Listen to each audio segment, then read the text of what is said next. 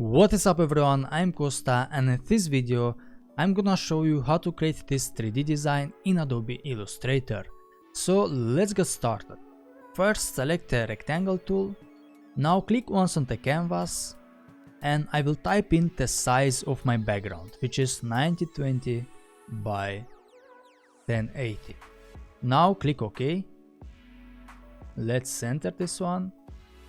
Select the eyedropper tool and select this color. Now move the logo in the workspace. Select the background, right click, go to arrange and then send to back. Okay, now select the logo. Let's center it like this.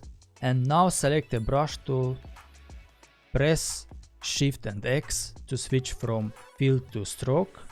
And now press X once again to bring the stroke on top. Okay, now let's draw some shapes.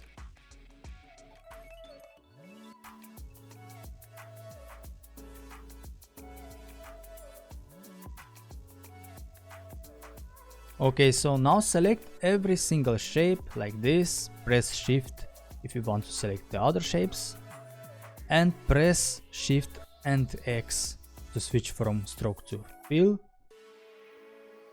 Press I on your keyboard and select the pink color. Select the background as well, so press Shift and click on the background. Press Shift and M to select the shape builder tool, and now press and hold Alt and click on each shape.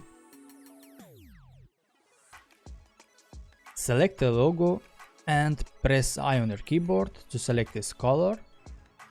And now select everything and press Ctrl+G to group. Go to Effect, 3D and then click on Inflate. Now go to Lighting and let's change the position of this light, maybe something like this. And go to Materials and bring up the metallic texture. Maybe that's too much. Something like this.